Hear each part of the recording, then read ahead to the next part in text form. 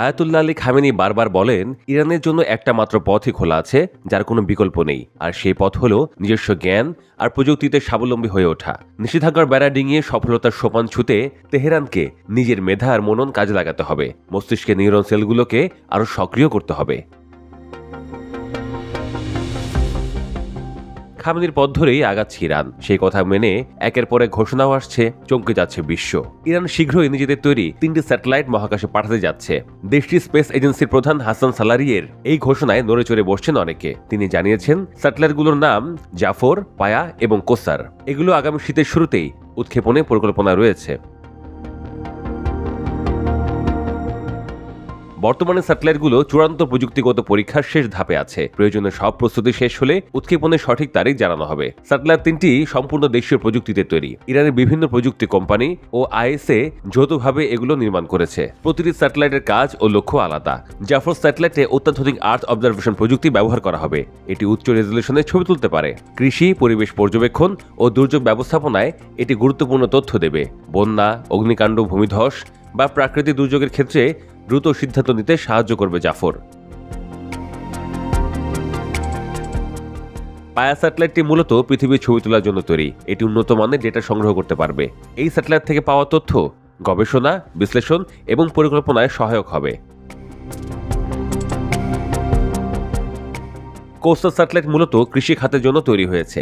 স্যাটেলাইটটি প্রতিদিন উদ্ভিদের পরিবর্তন ও সবুজ ঘনত্বে উচ্চমানের ছবি পাঠাবে। ফসলের স্বাস্থ্য, পানি ব্যবহার এবং সার ব্যবস্থাপনা আরও কার্যকর হবে। কৃষি উৎপাদন বাড়ানোর পাশাপাশি খরচ কমানোতেও গুরুত্বপূর্ণ ভূমিকা রাখবে।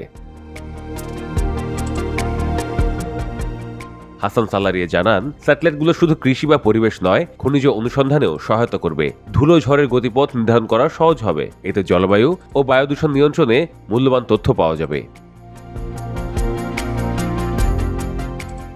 ইরান বর্তমানে 2টি নতুন স্পেস স্টেশন নির্মাণ করছে, যার একটির নাম সালমাস, অন্যটি চেনারান। সালারিয়ে বলেন, এই 2 স্টেশনের নির্মাণ কাজ প্রায় শেষ পর্যায়ে। খুব শিগগিরই এগুলো কার্যক্রম শুরু করবে। এই স্টেশনগুলো প্রস্তুত হলে ইরানের মহাকাশ প্রকল্প আরও গতিশীল হবে। আইএসের প্রধান জানান, দেশটির 10 বছরের মহাকাশ উন্নয়ন পরিকল্পনা হালনাগাদ করা হচ্ছে।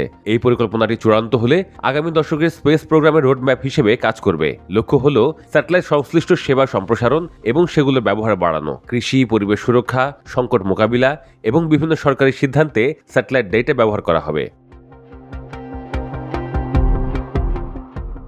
ইরান প্রথম নিজস্ব মহাকাশ প্রযুক্তির জগতে প্রবেশ করে 2009 সালে। সে বছর তারা ওবিদ নামের প্রথম দেশীয় স্যাটেলাইট উৎক্ষেপণ করে। স্যাটেলাইটটি সাফির রকেটে করে মহাকাশে পাঠানো হয়েছিল।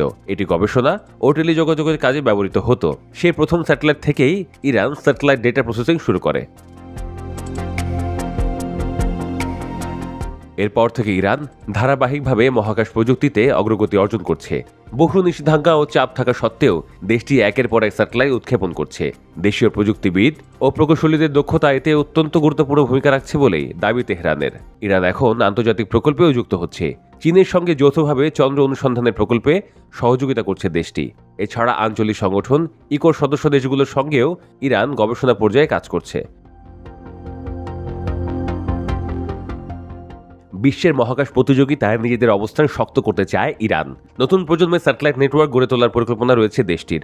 জাফর, পায়া এবং কোসারের সফল উৎক্ষেপণ সেই লক্ষ্য অর্জনের গুরুত্বপূর্ণ ধাপ। সালারিয়ে বিশ্বাস করেন, এই প্রকল্প সফল হলে ইরানের স্যাটেলাইট তথ্যপত্র ব্যবহারে নতুন যুগ শুরু হবে।